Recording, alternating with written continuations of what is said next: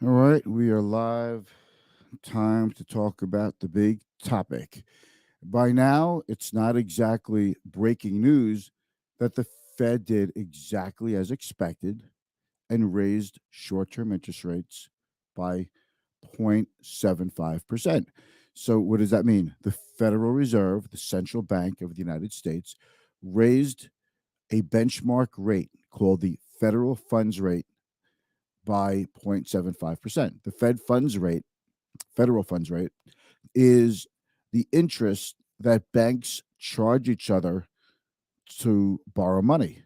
Banks are always borrowing and lending between each other, and that's the cost of funding. And when you raise their cost of funding, they then raise their uh, interest rates that they charge to you and me and businesses.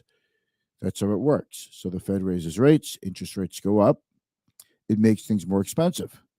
Certainly you can see that it's having a major impact in the housing market because home sales have literally grinded to a halt. Anecdotally, title insurance companies and mortgage companies are laying people off in my neck of the woods, and people are gearing up for what they see as their possible nuclear winter in real estate, the first one that they've seen since the Great Recession of '07, '08, '09. So it's been a long time. So that's what's going on. Not breaking news, but you should understand it, understand how it affects you. And since we are focused primarily on investors, you need to know that the pain that you're feeling with lower stock prices will probably continue. And you are going to do a gut check many times, and you're going to wonder why the heck you are still holding on to stocks when everybody else is selling, preserving what they have with the expectation that they'll get back in later at a better time. That's what you have to decide. You have to decide: are you a holder, a seller? What's your outlook? What does your personality say? Regarding all of this. So let's just do the quick introduction. We're going to talk about a couple of things. It's a pretty big day in the market. Markets are down 1% plus across the board in the major averages. And while you're watching this, if you would give me a thumbs up. I produce the show myself, all the equipment, all the gear involved, and all the content. It's all educational. So it always helps me out when you give us a thumbs up, a heart, an applause, a wow, whatever reaction is available to you on whatever social media platform you're watching from. And if you're watching me on YouTube, definitely please subscribe to my channel. And that would help me out. It would help spread the word about the work we're doing here. And your contacts could then see what we're doing here. And if you have any questions, certainly hit us up in the comments. I love hearing from you. It's the best part of doing this. So definitely ask me questions in the comments, words of wisdom, words of encouragement, or just say hi in the comments, or just hit me with your favorite emoji. That's always appreciated and fun. So here's the intro, and it's going to be a good show. Stick around. Here we go.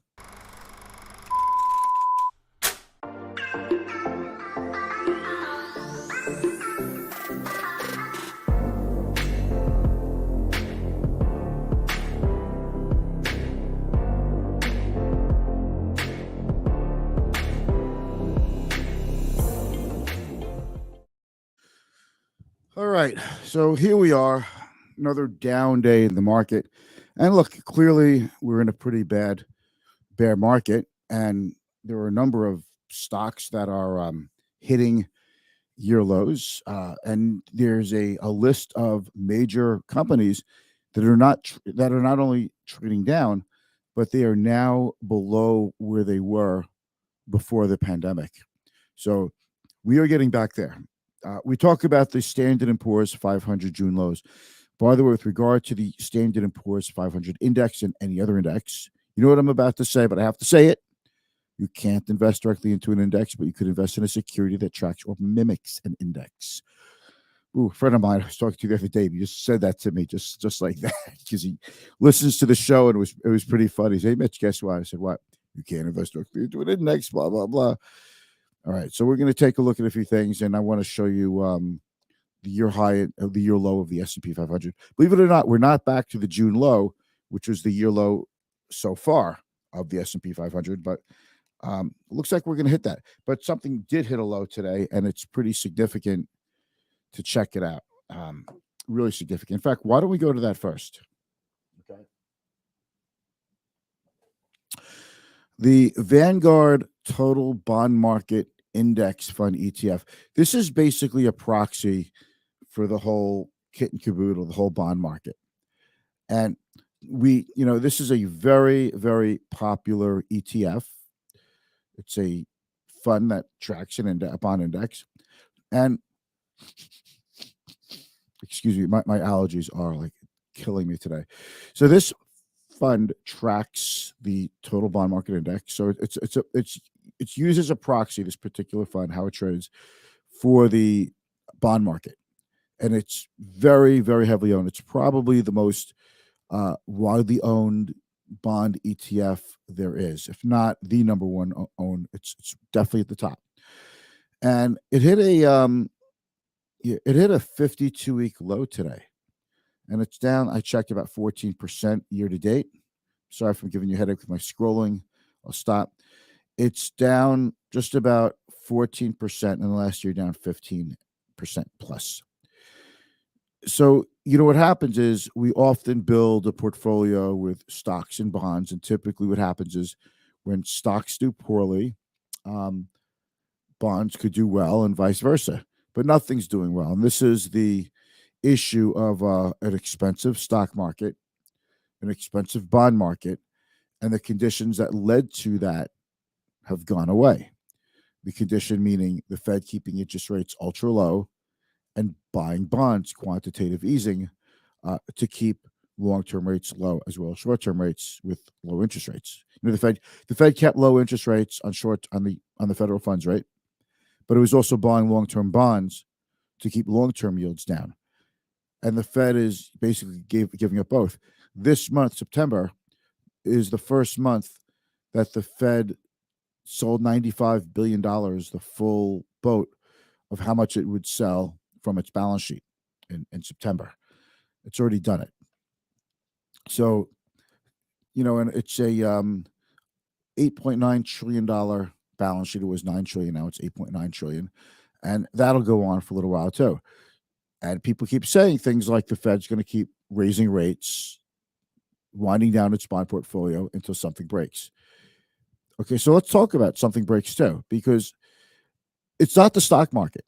The Fed is not here right now to pump up the stock market. If anything, if the stock market goes down and consumer confidence goes down and the wealth effect goes away a little bit, people have a little bit less money to spend, that creates less demand. That slows the economy down and helps tamp down inflation. That's what the Fed wants. Housing is doing piss poor right now. Home values have not plunged or anything in most markets. They're still going up. They're just going up at a much slower clip than the last 2 years. Some markets, houses have gone down a little bit, but nothing major yet. But we'll see. But if something breaks that affects the economy, that affects how the economy functions, that could cause a calamitous shock to the economy. That's what it means that's what we mean when we say something breaks. That's when the Fed will stop cutting, will stop raising rates, and maybe they'll even move to cut rates. But the Fed is determined to tamp down inflation.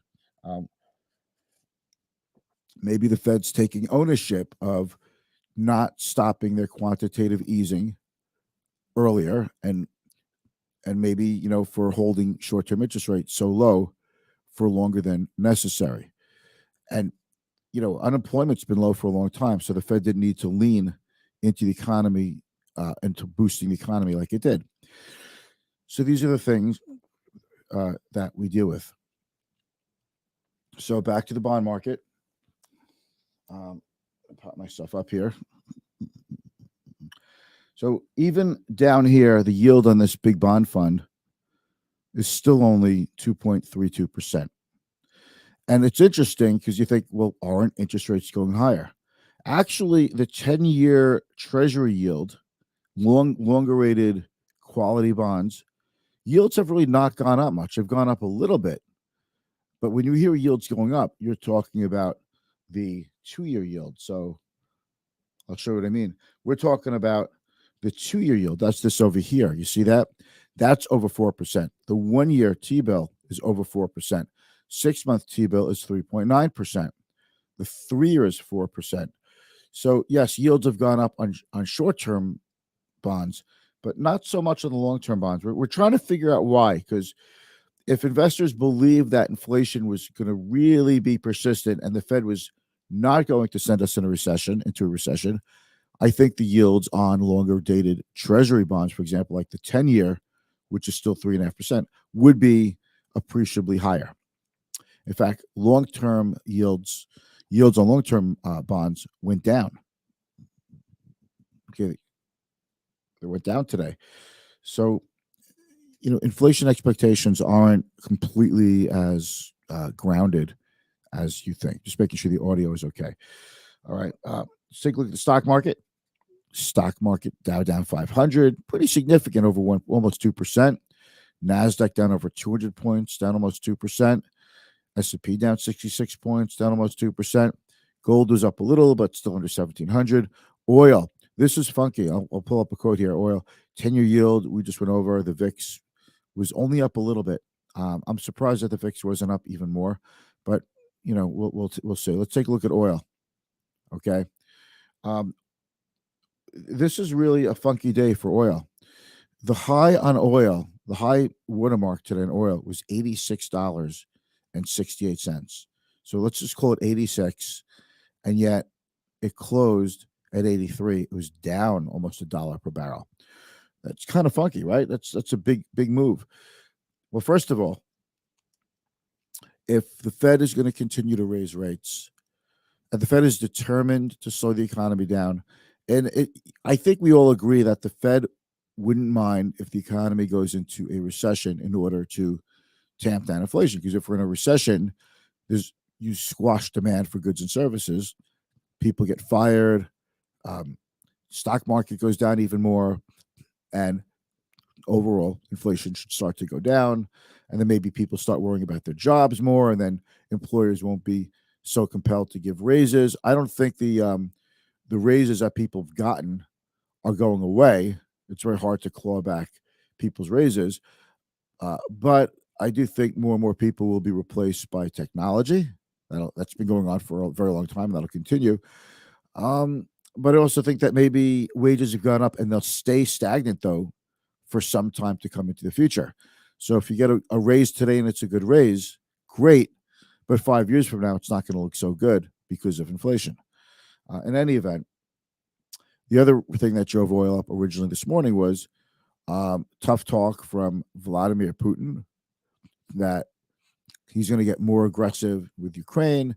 And he said, we have plenty of weapons. All weapons are on the table. It's kind of, people took that as a threat of using nukes, and that scared the out of people, and oil went up. And then as the day went on, oil went down. Scary stuff. I mean, I just have to tell you, if we see a nuke in Ukraine, I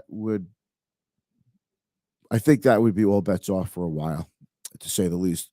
And certainly no one wants to throw another nuke at him, because nobody wants to get into a nuclear war, because,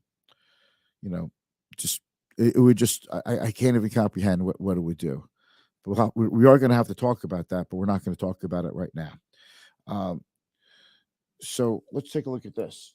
A number of stocks that are below, down since February 19th of 2020. February 19th of 2020. Visa down 10%. Meta, which is Facebook, down by a third. That is such a disappointment. MasterCard, Disney, Salesforce, Boeing, TJX companies, Equinix, Global Payments, Digital Realty Trust, Alexandria Real Estate Equities, Delta, Citizens Financial, Align Technology, Teledyne, Everest Re, Hasbro, Alaska Air. These stocks are down in some cases significantly from even before the pandemic started. So what you're seeing is a lot of stocks, though. And I could get into like the Zooms, the Pelotons, so many of these Stitch Fixes of the world. So many of these stocks had no business being as high as they were. Roku, and they've given everything back and then some. And a lot of people are really hurting. Like they look at the S&P down, 20% from its all-time high, and these people who are in these stocks are like, I wish I was only down 20%. That would be like a winner in their book, right? So, it's all relative. I'm not saying you should feel comfortable if you're not down more than 20% or if you're only down 25%. Okay. But we have to keep our eye on things. So that's basically where we are. And I just want to show you the S&P here. Here, I'll show you this. Okay. The S&P closed today at 37.89, and its year low is 3,600. Okay. So 3,600, close it just about 3,800, but we're talking 3,600 and change, 79. So another 150 points or so. Well, there it is, 636. So, and we will break that June low. And if we break the June low, all bets are off in terms of what the real bottom could be for the S&P 500 over the short term. Now, mind you, after every bull market, we have a bear market, and the market recovers and goes on to make new highs. It takes time, and it's scary while you wait.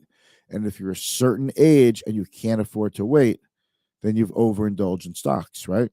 So, these are the things that we keep an eye on, and this is why we do planning and reduce people's stock exposure as they get older and hold on to cash that's going to be needed, and fixed income and things like that in people's portfolios. Although fixed income has not been a help to anybody this year in terms of maintaining, preservation of capital for their overall portfolio. So that's where we are. I hope you did okay today. Didn't do too badly in the market today, but again, we're looking long term. So that's about it. Fed raised rates as expected. This is important. Fed raised rates as expected. And in Chairman Jerome Powell's commentary or his testimony after the meeting, he said we're looking to get maybe the Fed funds rate's about 3.5% now. We're looking to get to maybe 4.5%. And this was expected going into the meeting. This was totally expected, that the goal for the Federal Reserve is to get short-term rates, the federal funds rate, to about 4.5%, and then they would pause. Now, some people want the Fed to pause now because they started raising rates about 6 months ago, and that it takes about 6 months for a rate hike to work its way into the economy. So we've got a lot of stuff hitting us now, a lot of rate hikes starting to hit us now, and maybe we should slow down a little bit. The Fed should slow down a little bit and see how their rate hikes have impacted the economy. The Fed says, we've seen this movie before, and in the 1970s, every time the Fed raised rates and slow down or tamp down inflation a little bit, they would ease off the brakes. Inflation would come back and even worse than before, until finally Paul Volcker came in 1981 as a Fed chair and said, I'm raising rates a lot, and I'm not going back until I really see inflation down appreciably and stay down. And if that's the playbook from from Chairman Powell, then it's going to be tough sledding for a while. That's my story. I'm sticking to it. I hope you have a good night, and I'll see you tomorrow. Thank you.